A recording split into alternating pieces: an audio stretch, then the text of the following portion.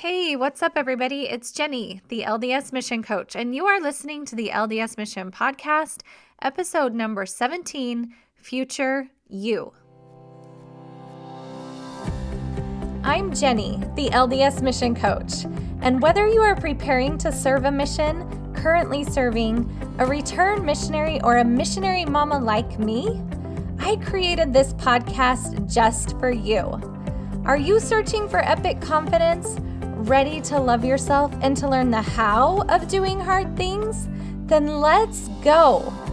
I will help you step powerfully into your potential and never question your purpose again. It's time to embrace yourself, embrace your mission, embrace your life, and embrace what's next. Hello, everyone, and thanks for joining me on the podcast today. I'm super excited to be with you. I wanted to tell you about a couple things going on. First of all, my free video series that I created for return missionaries is now live. And it's a 3-part video series. I'm super excited about it. My hope is that you will be able to use this video series in the days when you come home from your mission. After working with hundreds of clients, I've boiled all of my best tips and tools into these 3 videos, and I hope they will totally help you in your transition home. And you also don't have to just barely have come home. I think these tools would help any return missionary, no matter how long they've been home. If you're interested in getting that video series, it's free. It comes straight to your inbox. You can just go to jennydildine.com, and up in the upper right-hand corner, there's a link that says free video series. You don't want to miss it. All of my best tips and tools are there available for you right in that video series, so go check it out. This weekend was General Conference. So much fun. I loved so many of the talks. Most of the talks preached love, acceptance, and compassion. I had some of my favorites in there too. At one point, I think it was during Brad Wilcox's talk, when I was like, shot my fist up in the air, my whole family was like, what's going on? And I was like, preach, Brad Wilcox, preach. Such a good talk. Go check it out if you didn't get a chance to hear it. He was talking about many of the things that I teach in my program and with my clients. Such good stuff. Also, my parents came to visit this weekend. My son went to homecoming. My oldest son and his married wife came home. My son, who just came home from his mission. So we were all together.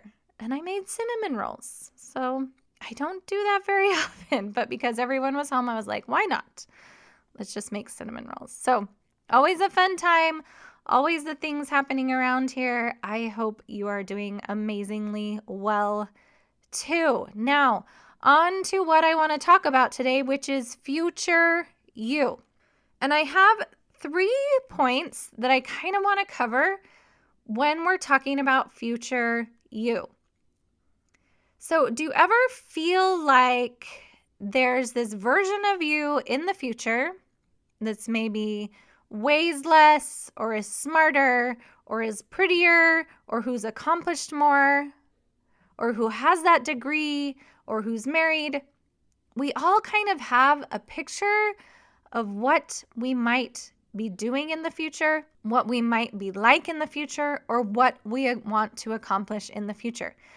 Now, the first point I want to share with you is that the future, you guys, only exists in your mind.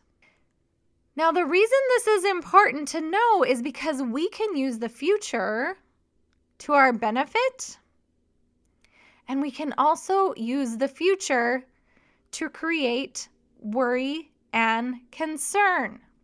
We get to totally decide what we want to think, because the future, like I said, only exists in our thoughts. Even the things that I think are going to happen 5 minutes from now are just in my mind. Isn't that kind of crazy? The only thing that actually exists right now is now. The future hasn't happened yet, and it doesn't happen until it happens. So worry resides in the future, but also what we want to create in the future, whether good or whether bad, comes from the way that we choose to think about it. Now, the second thing I want to point out to you is that if you have a place that you want to get in the future, whether you have a goal to accomplish or you want to become better at something, the only way to know how to do that is to first understand where you are. This is one of the first things that I teach my clients. I teach them how to gain awareness of where they are right now. I teach them how to become the observer of their thoughts. Did you know that you have the ability to think about your thinking? You totally do. As a human living on this planet, you have a higher brain and you have a lower brain, and you can use your higher brain to think about your thinking. So you've got to learn how to become the observer of your thoughts. When you have a thought like, I'm not good enough, you need to learn to become the observer of it and think, oh, interesting that my brain offered me that thought. I wonder why I'm thinking it. Or if we have a thought like, I really like that guy, or I want to go out with her again. Notice that those are thoughts, and you have the ability to think about those thoughts. Let's talk about some examples. If you really want to start studying your scriptures more, I talk to tons of return missionaries who are like, I should be studying my scriptures every day. I should be keeping up on my spiritual habits. Now, if that's true and you want to start studying your scriptures more, you've got to really understand why you aren't studying them now. And I promise you, my friends, it has to do with your thought about your scriptures and your thought about yourself. If you want to work out more in the future, you've got to understand why you aren't working out now. And I promise you, it also comes from a thought, which creates a feeling. So we got to figure out what that thought is. You got to observe your thoughts. What am I thinking that's causing me to feel a certain way? Why am I not actually working out? If you want to get along with your companion in the future, you really have to decide how you feel about your companion now. We have to be honest with ourselves. Instead of just being like, I just love my companion, I want to just love him Christ-like or whatever. Yes, that's maybe what we're trying to work towards, but how do you think and feel about them now? That's so important to know. If you want to get an A in your anatomy class, you have to really understand why you are where you are now. Why do you have the grade that you have right now? And I promise you, again, it comes back to your thoughts that create a feeling that drive a set of actions. If you want to have less negative self-talk, you have to understand first why you have the negative self-talk now. I think about it like a navigation system. We tell Siri, hey, Siri, I want to go to Disneyland. I want to go to that place where everything's happy and where everything feels better and where I have better self-esteem and where I get A's and I'm reading my scriptures all the time. But Siri would be like, okay, cool, let's go to Disneyland, but where are you now? And most of the time, my clients are like, I don't know. I don't know where I am right now. Most of us want to avoid where we are right now. We don't want to look at it. We don't want to accept that maybe we're kind of frustrated and annoyed with our companion. Now, I want to caution you that your brain will want to default usually to two things. This is what I hear over and over and over. Number one, I just don't know why. Or your brain will offer you, there's something wrong with me. I will say to a client, like, why don't you like your companion? Why do you not like your roommate? And they say, I just don't know why. As if it just happens to them and they have no ability or agency to choose anything different. Or the other place they'll go is, I know, it's terrible. There's something wrong with me. But neither of these thoughts, neither of these options are useful at all. When we think, I just don't know why I can't make myself study the scriptures or work out or get that A or love my companion or have less negative self-talk. When we just think, I don't know why, we get confused and we lose access to where we are now. And when we lose access to where we are now, we lose our ability to create something different in the future.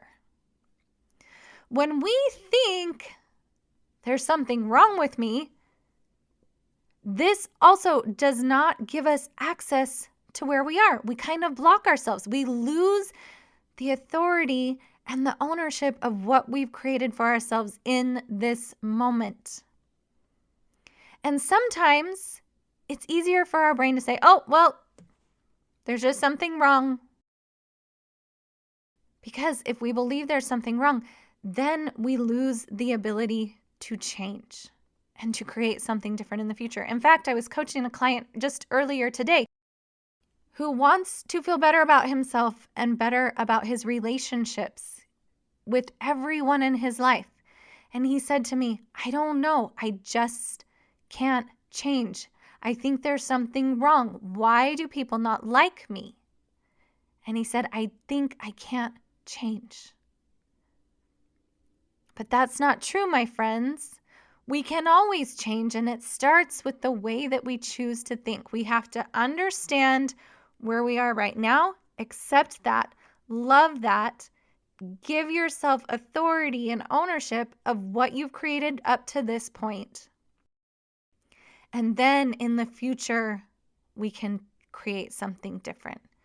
Do not buy into these two ideas that you just don't know why you are the way you are, or that there's something wrong with you. Neither of these things are useful, and neither of those options create anything good in your future. Those options keep you stuck.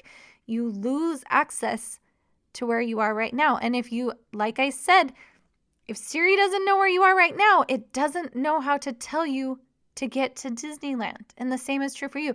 You must totally understand where you are right now, accept it, love it, understand it before you can move on with something different in the future. You can totally figure out how to get anything you want in your life. And when I tell my clients, they're like, yeah, but what about this? And I'm like, no, seriously, anything you want.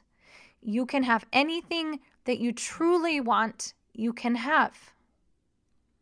You can totally figure it out, and there's nothing wrong with you. You're exactly where you need to be right now. Third point, third idea. Once you really understand where you are, once you really understand the thoughts and the feelings that are causing you to dislike your roommate or are causing you to not study your scriptures or to not work out, once you really understand that, then that's when you can dream about where you want to go. And anything is possible, you guys. Anything.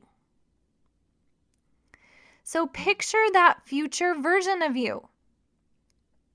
The one that has what you want, whether that's happily married, whether it's an A on that final, whether it's studying your scriptures 7 days a week for 30 minutes every day, whatever. Think about that future version of you. The one that is already doing or done the thing that you want to do. Let's say you've always wanted to run a marathon.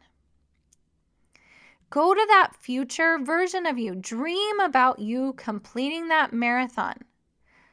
And what I always ask myself is, how would that future version of me, the one that's already completed the marathon, how would they be feeling?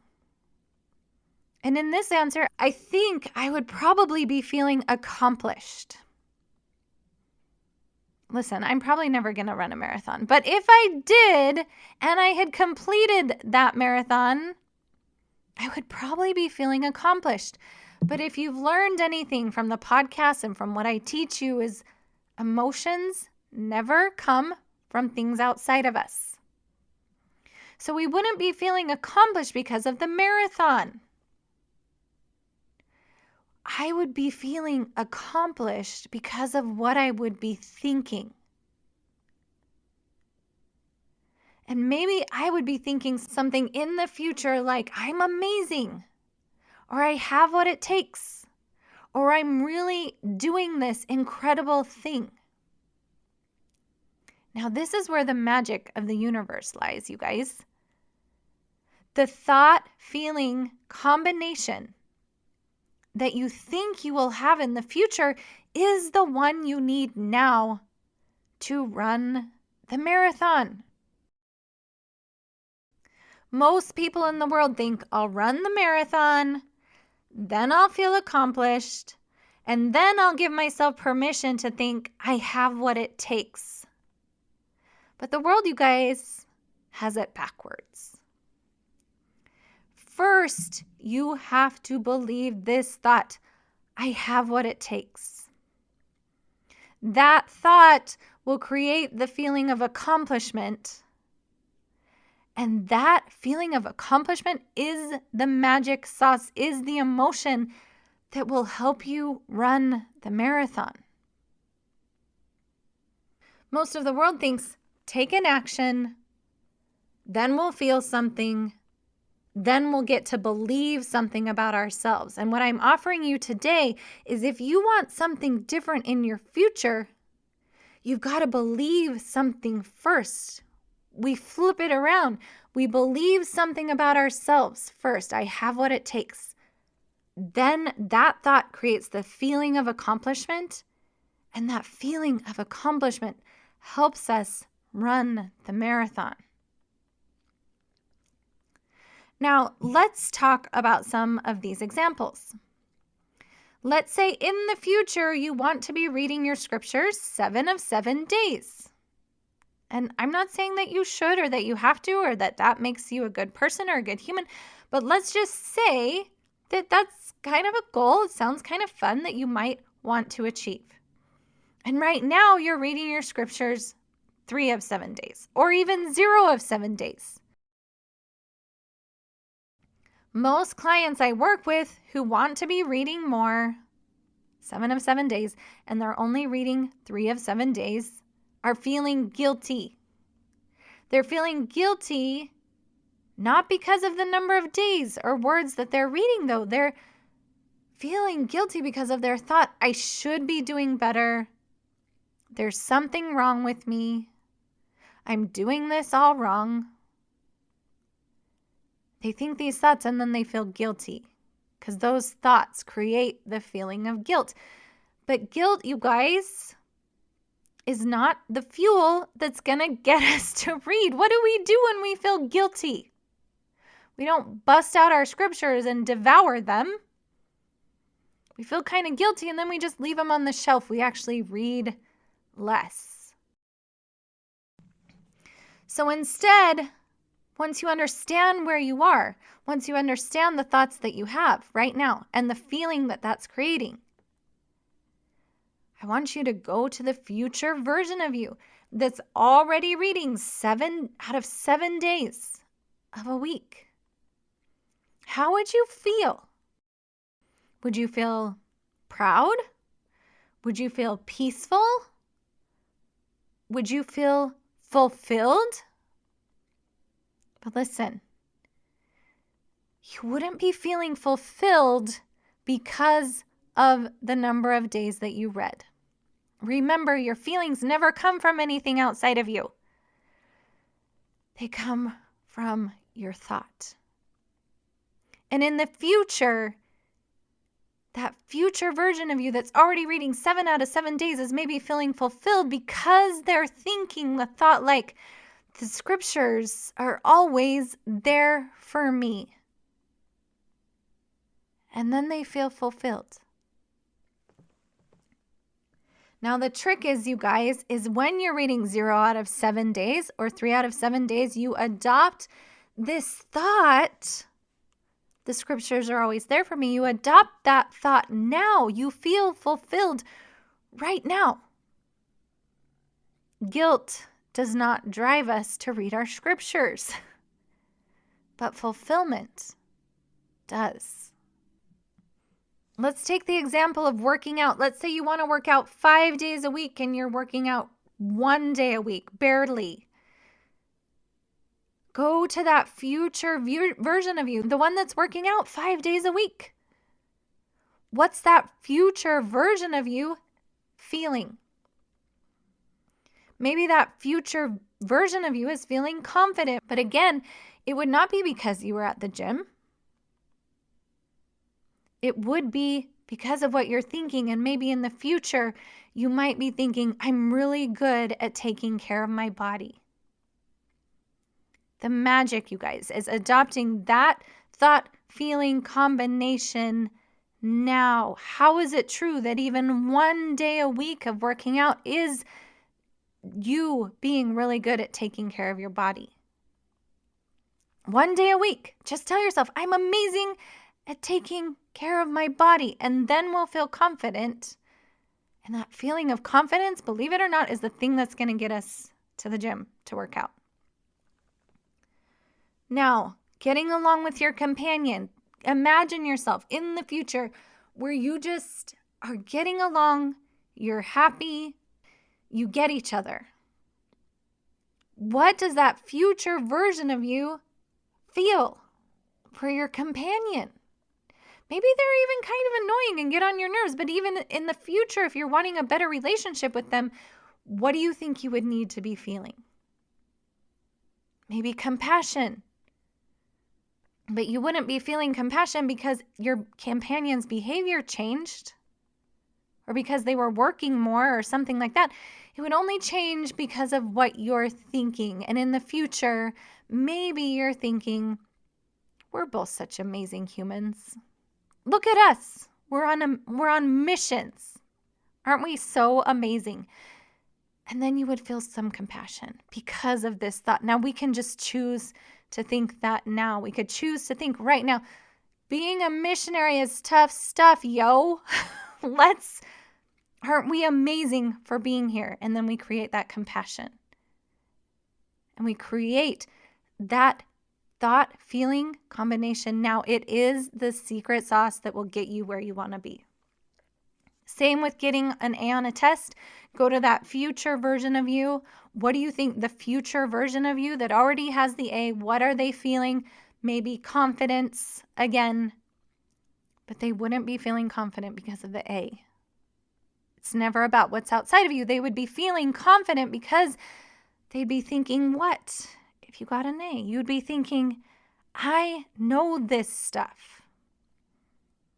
Can you see how powerful it would be to adopt that thought right now before you even take the test? I know this stuff, which would create the feeling of confidence as you head in to take that test. And if you want less negative self-talk, what does the future version of you feel that doesn't use negative self-talk? Maybe they feel acceptance, but they wouldn't feel acceptance because the sentences in their brain actually change. They would be feeling acceptance because of a sentence, because of a phrase, because of a thought. And maybe future you thinks, I love me no matter what. And we can go ahead and think that now and create the feeling of acceptance now. See how this works? Whatever you think you're going to feel in the future and whatever you think you're going to be thinking in the future is what you need to bring into your existence to the present moment now. Now, sometimes we can't really picture what that future version of us would be thinking or feeling. It seems way out of the range of possibility. So if you can't go to that future version of you, just think of someone else who might be in the same situation as you. Your roommate in the future, your sister in the future, your dad in the future, that ran the marathon, what might they be thinking? And put it on someone else, and then you can adopt those same thoughts and feelings. Start working from that thought-feeling combination now. This is actually very challenging to do sometimes because your brain will want to look to the past for evidence of what it can do in the future. Your brain will tell you, well, I've never run a marathon before, so I for sure won't be able to do that in the future. But what if a little crawler, a baby crawler, like a 6-month crawler, only looked to the past for evidence of what it could do in the future? That little baby toddler would never walk. You guys, the future exists in your mind. There's no upside to believing you can't do something. I want you to dream, and I want you to dream big, and I want you to start working from that thought-feeling combination you think you'll have in the future now. What are you going to be thinking or feeling after your mission? Start believing that now. What are you going to be thinking or feeling after you find the one? Start believing those thoughts and feeling those feelings now. What are you going to be thinking or feeling after you land your first job and start getting paid instead of keep putting money towards your education? Start believing those thoughts and feeling those feelings now. The future, you guys, is totally yours for the creating and for the taking. Remember, the future happens in your mind. Number 2, you have to really understand where you are, get some awareness about where you are. And then number 3, dream about where you want to go and then start working from that thought-feeling combination now. Get your thought and feeling combination on track right now, and there's nothing that can stop you in the future. All right? Go create future you. Don't believe your brain when it tells you it's not possible, when it wants to look to the past. I'm totally believing in you. You guys just go get it. Have an amazing week. Take care. Thank you so much for listening to the podcast today. If you want to learn more about what I do, you can go to jennydildine.com or just come hang out with me on Instagram at jenny.theldsmissioncoach. And Jenny is spelled with an I-E. Remember, no matter which part of the mission experience that you are involved in, just know that Jenny, the LDS Mission Coach, is thinking about you every single day.